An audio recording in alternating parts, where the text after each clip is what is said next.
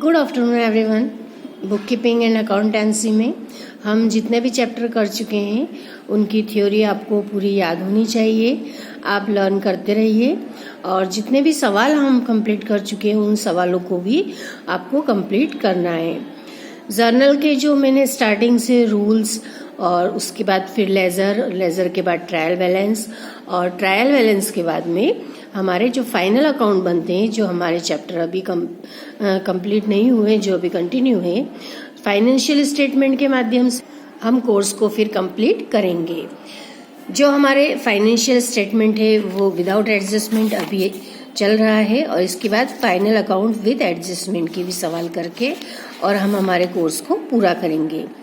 तो इस प्रकार से स्टार्टिंग से लेकर इंट्रोडक्शन टू अकाउंटिंग से लेकर के तो फाइनेंशियल स्टेटमेंट तक हमें पूरा कोर्स कवर करना है और इसके लिए आपको सभी चैप्टर्स की थ्योरी में बीच बीच में बताती जा रही थी कि आपको कौन कौन से क्वेश्चंस को विशेष रूप से याद करना है।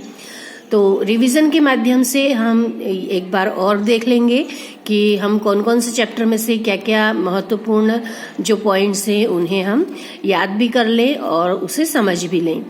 तो जितने भी सवाल भी मैंने आपको बताए गए हैं, जो जर्नल के, लेजर के, ट्रायल बैलेंस, सब्सिडरी बुक्स और bank reconciliation statement, errors in the rectification और डेप्रिसिएशन, इतने जो चैप्टर हैं इनके सवाल भी जो मैंने आपको इम्पोर्टेंट बताए हैं उन्हें भी आपको करना है। और इन सवालों में यदि आपको कोई डाउट हो तो आप पूछ लीजिए और अपने कंसेप्ट क्लियर रख करके और सारी प्रोसीजर जो सवाल करने की होती है उसके अकॉर्डिंग ही हमें सारे सवाल या सम्स कंप्लीट करने हैं। तो फाइनेंशियल स्टेटमेंट में हम जो विदाउट एडजस्टमेंट वाला चैप्टर कर रहे हैं उसमें अब तक हमने क्या क्या किया है उसका आप एक बार रिवीजन देख लीजिए।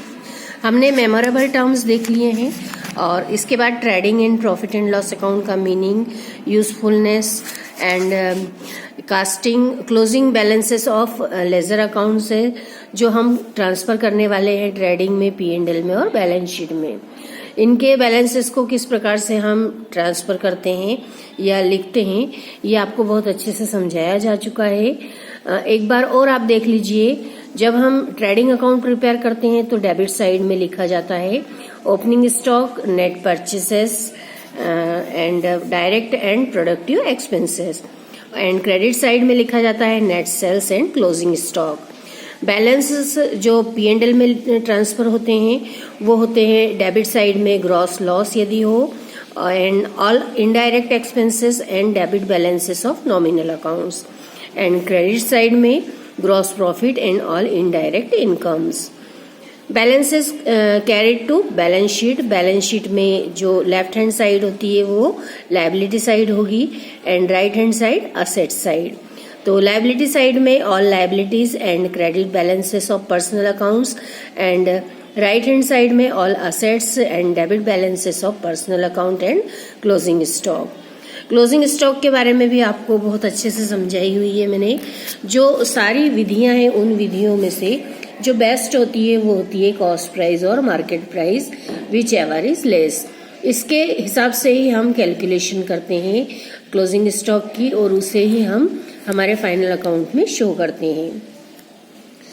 फाइनेंशियल स्टेटमेंट में सबसे पहले जो बनने वाला है ट्रेडिंग अकाउंट, जिससे हमें ग्रॉस प्रॉफिट या ग्रॉस लॉस मिलता है या उसका जो बैलेंस होता है वो ग्रॉस प्रॉफिट या ग्रॉस लॉस निकलता है।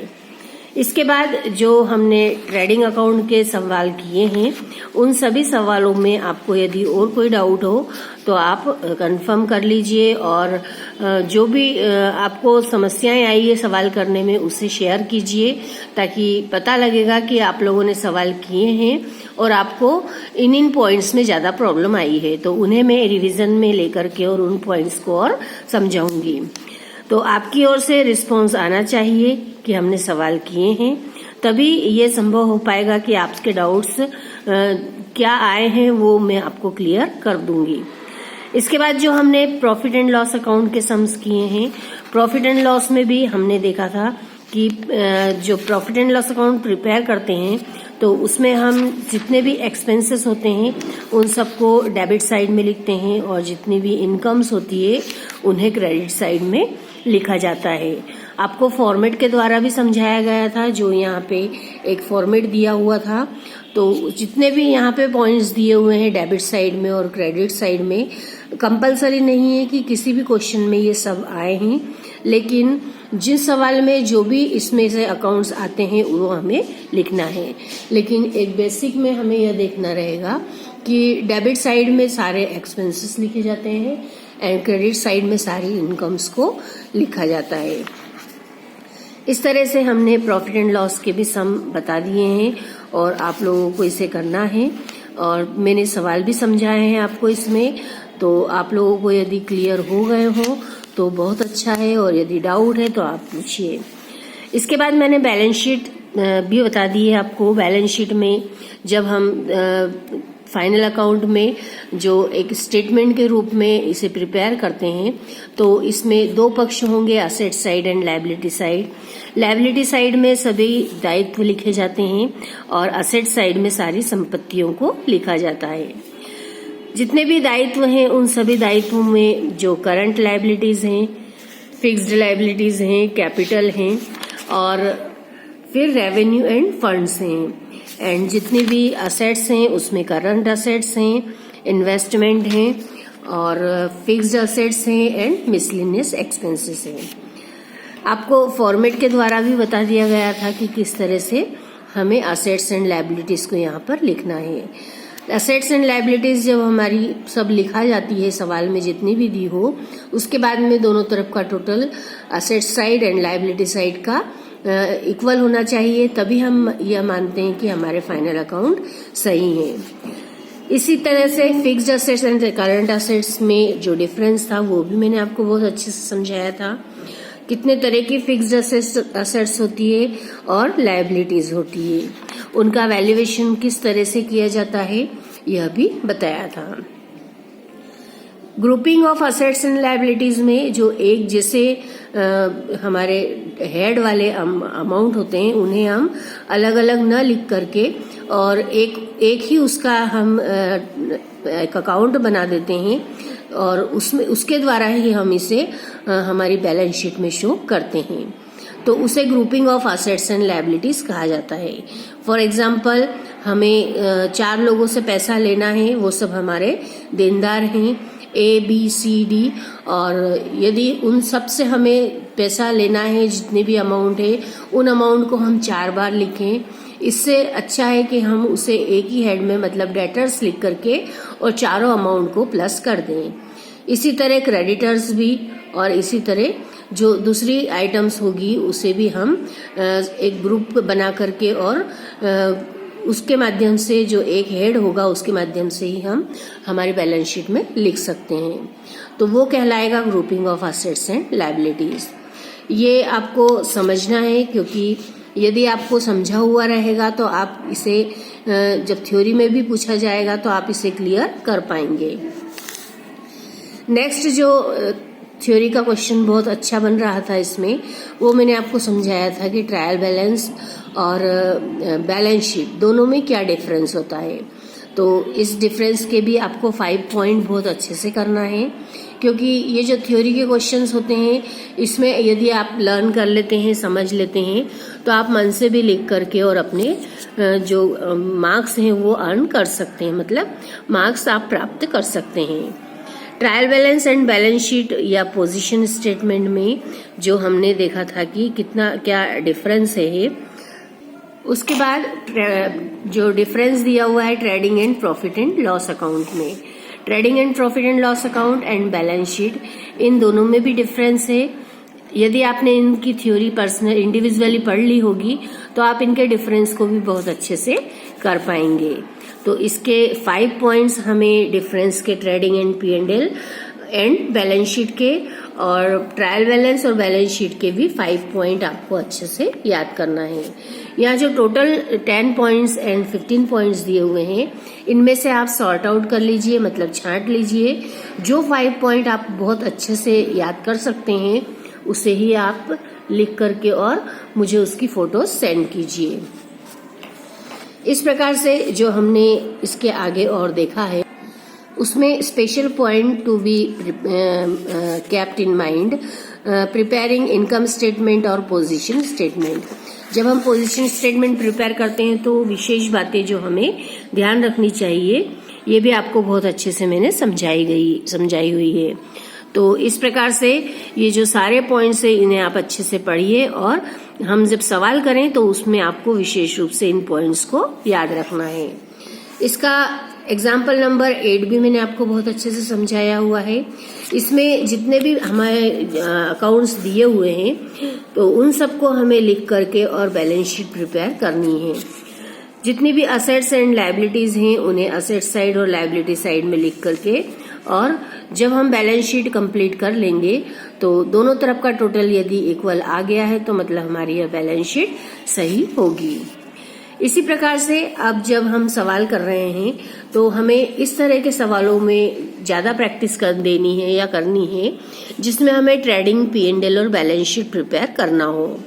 तो इस प्रकार के सवालों में ये एग्जाम्पल नंबर 9 आता है जो कि हमें trading account, P&L account and balance sheet के द्वारा हम इसे बहुत अच्छे से समझ सकते हैं और इसके द्वारा हम अपने फाइनल अकाउंट जो विदाउट एडजस्टमेंट वाले हैं इसके सवाल बहुत आसानी से कर पाएंगे।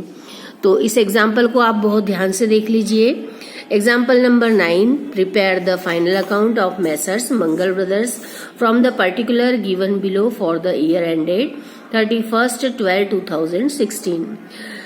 मतलब जो मेसर्स मंगल ब्रदर्स का एक पर्टिकुलर डेट का हमें 31/12/2016 का सारे ट्रांजैक्शन या सारे उनके अकाउंट्स की डिटेल यहाँ दी हुई है। उसके बाद उनके हमें फाइनल अकाउंट प्रिपेयर करना है। फाइनल अकाउंट जब भी प्रिपेयर करने के लिए कहा जाता है तो उसमें हमें trading and P&L account and balance sheet बनानी होती है। तो यहाँ पर हम एक यहाँ देख करके देखेंगे कि किस तरह से यहाँ पे एक अमाउंट को ट्रेडिंग, P&L और बैलेंस शीट में लिखा हुआ है। तो सबसे पहले ओपनिंग स्टॉक दिया है। ओपनिंग स्टॉक जैसा कि आप जानते हैं ट्रेडिंग अकाउंट के डेबिट साइड में लिखा जाता है। तो ओपनिंग स्टॉक लिखा है ट्रेडिंग अकाउंट के डेबिट साइड में 12,500 रुपए। क्रेडिटर्स जो होता है मतलब लेनदार, जो लेनदार हैं वो 20,000 की अमाउंट के दिए हुए हैं। लेनदार हमेशा हमारे बैलेंस शीट में लिखे जाते हैं। तो क्रेडिटर्स हमारे दायित्व हैं, इसीलिए दायित्वों को हम लायबिलिटी साइड में लिखते हैं। तो क्रेडिटर्स हम लिख देंगे बैलेंस शीट में 20,000। इसी प्रकार बिल्स रिसीवेबल मतलब प्राप्य बिल, वह हमारी संपत्ति होती है और संपत्तियों को हम असेट साइड में लिखेंगे, इसलिए बिल्स रिसीवेबल को असेट साइड में लिख करके उसकी अमाउंट 2,000 रुपीज लिख दी जाएगी।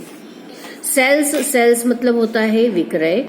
सेल्स डायरेक्ट एक्सपेंसेस है, डायरेक्ट जो हमारा प्रोडक्शन हुआ है उससे हमें जो हमने माल बेचा है उससे रिसीव्ड हुई हमारी अमाउंट है। तो वह 70,000 रुपए हम ट्रेडिंग अकाउंट में लिखेंगे और इसमें यदि रिटर्न दिया होता है सेल्स का तो उसे भी हमें दिखाना है। तो यहाँ पर हम अभी तो सेल्स लिख करके इनर कॉलम में मतलब अंदर के कॉलम में 70,000 यहाँ पर लिख करके और उसे छोड़ देंगे। जब यहाँ पर हमें आगे जाकर के और उसकी रिटर्न की अमाउंट मिलेगी तब उसे हम इसमें से लेस करेंगे। नेक्स्ट आएगा परचेजेस। परचेजेस को हमेशा डेबिट साइड में लिखा जाता है ट्रेडिंग के। तो ट्रेडिंग के डेबिट में परचेजेस लिख करके और इसमें से भी रिटर्न को माइनस करना चाहिए। क्लोजिंग स्टॉक 15,000 रुपए। क्लोजिंग स्टॉक को हमेशा 2 स्थानों पर लिखा जाता है। ये ट्रेडिंग के क्रेडिट साइड में लिखते हैं और बैलेंस शीट के असेट साइड में लिखा जाता है, इसलिए क्लोजिंग स्टॉक को हम ट्रेडिंग के क्रेडिट साइड में लिख करके बाय क्लोजिंग स्टॉक 15,000 और बैलेंस शीट में भी हम असेट साइड में क्लोजिंग स्टॉक लिख करके और इस एंट्री को भी पूरा करेंगे। सैलरी बिजनेस का एक्सपेंसेस होता है और सैलरी ऐसा एक्सपेंसेस है जो हमारे व्यापार के ऑपरेटिंग मतलब एक्सपेंसेस के रूप में देखा जाता है, मतलब हमारे व्यापार के संचालन से संबंधित है, इसलिए इसे प्रॉफिट एंड लॉस में लिखा जाएगा और प्रॉफिट एंड लॉस बनता है ट्रेडिंग के ही नीचे बाद में उसके साथ में। तो इसमें ट्रेडिंग अकाउंट में जो हम आइटम्स रह गई है उसको ये हम थोड़ा सा ऊपर स्थान छोड़ करके, जगह छोड़ के थोड़ी सी प्लेस छोड़ देंगे और उसके नीचे से हम P&L स्टार्ट कर देंगे। टू सैलरी लिख करके 3850 हम अमाउंट लिख देंगे। इसके बाद इंश्योरेंस के भी एक्सपेंसेस के रूप में 200 रुपीज दिए हैं, तो इंश्योरेंस भी हम इसी सैलरी के नीचे लिखेंगे। डेटर्स की जो अमाउंट होती है, देनदार की अमाउंट हमेशा बैलेंस शीट में आती है। बैलेंस शीट का असेट साइड में मतलब इतने लोगों से हमें पैसा लेना है, ये हमारे देनदार है, पैसा देने वाले हैं, तो ये हमारी असेट्स होगी। इसलिए डेटर्स को असेट साइड में लिख करके और उसकी अमाउंट 32,500 रुपीज लिख देंगे। इसके बाद सवाल में कैरेज इनवर्ड है। कैरेज इनवर्ड मतलब जो हमारा परचेस कैरेज इनवर्ड मतलब जो एक्सपेंसेस हैं, जो हमारे प्रोडक्शन से संबंधित जितने भी खर्चे होते हैं, उन सभी खर्चों को हम डायरेक्ट एक्सपेंसेस के रूप में ट्रेडिंग अकाउंट में शो करते हैं। इसलिए कैरेज इनवर्ड को हम ट्रेडिंग अकाउंट में डेबिट साइड में 2 कैरेज इनवर्ड लिख करके और अमाउंट लिखेंगे। इसके बाद कमीशन पेड, कमीशन हमने पे किया। कमीशन जो होगा वो इनडायरेक्ट एक्सपेंसेस होता है, अप्रत्यक्ष खर्चा होता है, जिसे कि प्रॉफिट एंड लॉस में लिखा जाता है। तो 2 कमीशन लिख करके प्रॉफिट एंड लॉस में हम 750 के अमाउंट लिख देंगे। इसके बाद इंटरेस्ट पेड, इंटरेस्ट भी पे किया है 900 रुपीज, इसलिए इंटरेस्ट को भी हम P&L के डेबिट साइड में लिख देंगे 900 रुपीज। प्रिंटिंग एक्सपेंसेस, प्रिंटिंग मतलब छपाई के हमने दिए, प्रिंट कराने के एक्सपेंसेस के रूप में 250 रुपीज दिए, उसे भी हम इनडायरेक्ट एक्सपेंसेस के रूप में 250 लिख देंगे। बिल्स पेबल मतलब यह हमारा दायित्व है, हमें इतने बिल हमने पेमेंट के रूप में दिए हुए हैं, वो अमाउंट हमारी बाद में कम होगी, ये हमारे दायित्व हैं, इसलिए इसे बैलेंस शीट के लायबिलिटी साइड में लिखा जाता है। Bills payable 3150 rupees. इसके बाद रिटर्न इनवर्ड मतलब वह अमाउंट जो कि हमारे पास वापस प्राप्त हुई है। वापस प्राप्त हुई है मीन्स हमने सेल किया था और उसने हमें वापस दे दिया है, तो सेल्स रिटर्न के रूप में यह अमाउंट है, इसे सेल्स रिटर्न माना जाएगा। इसलिए सेल्स में से ये रिटर्न को माइनस करेंगे 1300 रुपये, और बची हुई जो अमाउंट है उसे हम आउटर कॉलम में 68,700 लिखेंगे। सेल्स में से हमेशा रिटर्न को माइनस किया जाता है, और कैरेज इनवर्ड मतलब होता है सेल्स रिटर्न।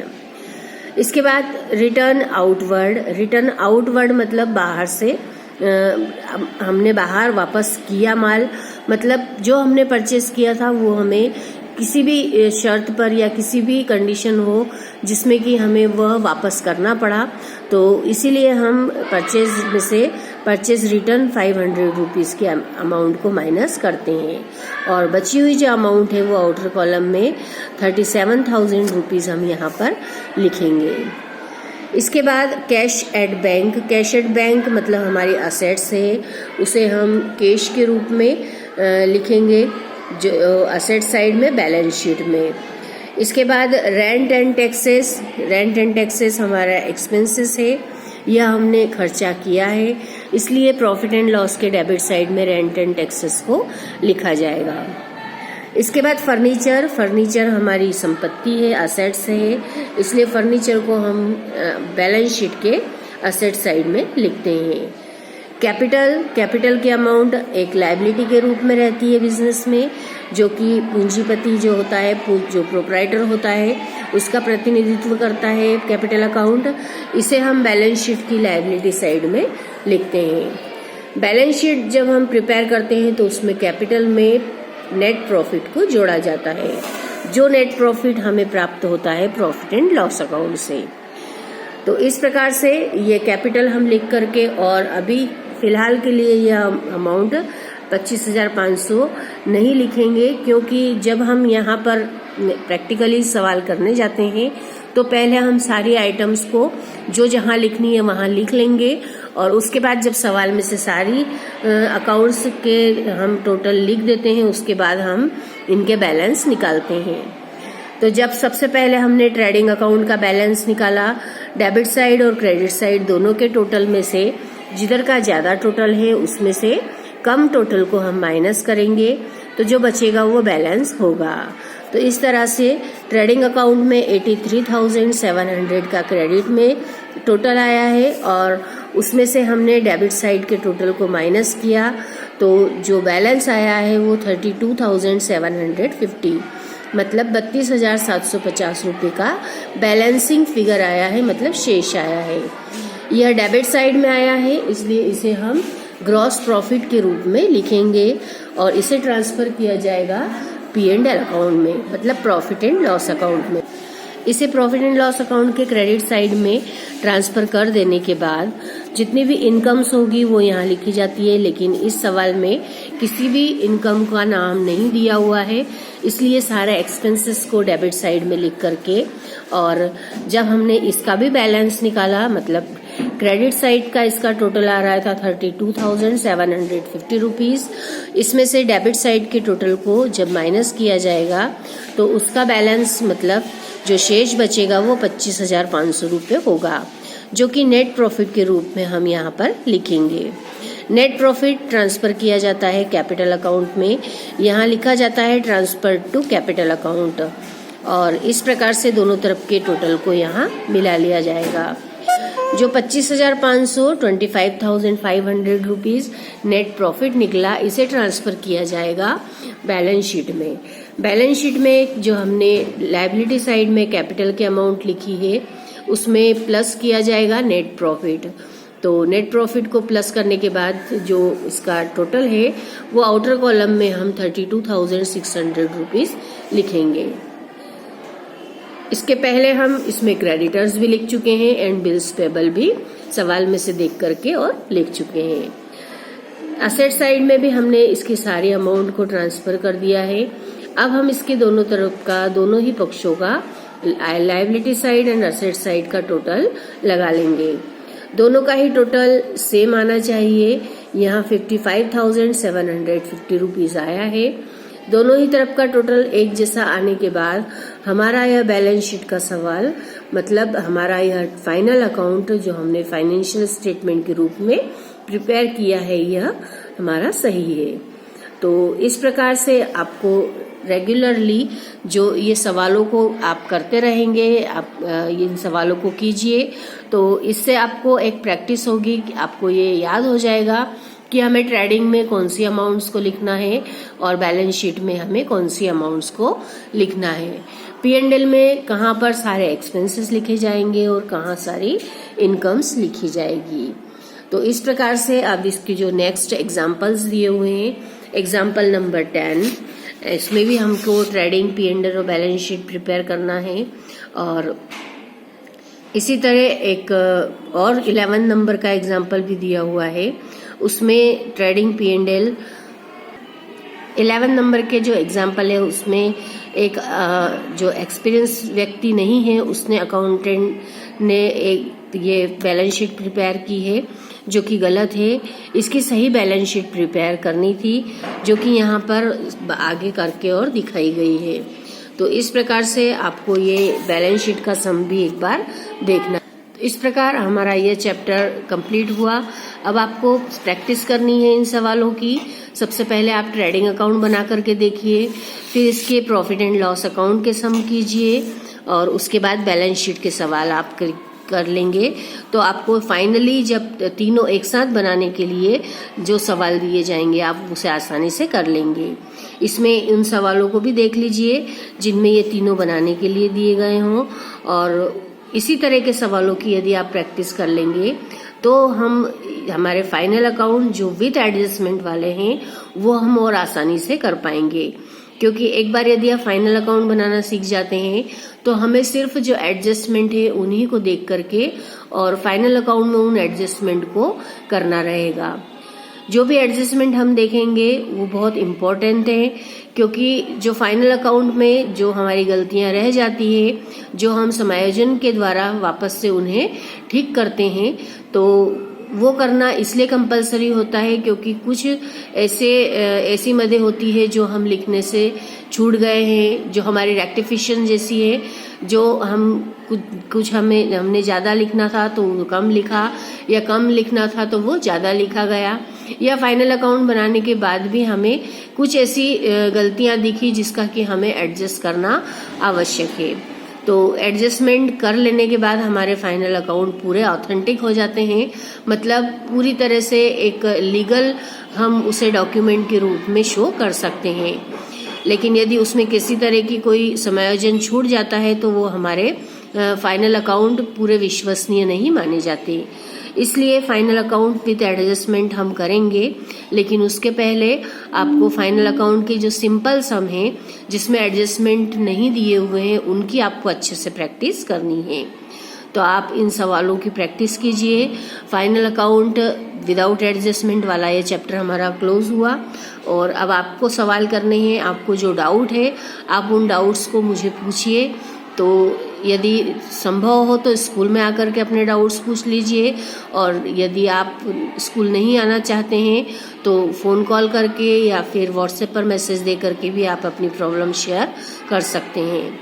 तो सवाल करते रहिए, थ्योरी भी लर्न करते रहिए, और जब भी आप स्कूल में आएंगे तो आप अपने रजिस्टर को ज़रूर लेकर आइए और मुझसे चेक करवाइए। आपकी सेल्फ स्टडी बहुत मायने रखती है। यदि आप अपनी सेल्फ स्टडी करते रहेंगे तो ये आपके लिए ही बहुत फ़ायदेमंद रहेगा कि आप जब एग्ज़ाम में क्वेश्चंस करने आएंगे या सवालों को करने आएंगे तो आपके कंसेप्ट पूरे क्लियर रहेंगे। कौन से चैप्टर में हमने क्या फॉर्मेट प्रिपेयर किया था, कौन से हमने रूल्स को फॉलो किया था, कौन कौन से हम हेड्स को कहाँ पर लिख करके और हमने कहाँ ट्रांसफ़र किए हैं, ये भी आपको पूरी जानकारी होगी। इसलिए आप सवालों की प्रैक्टिस करते रहेंगे तो आपको सवालों की करने में भी आसानी रहेगी। तो प्रैक्टिस करते रहिए और लर्न भी करते रहिए।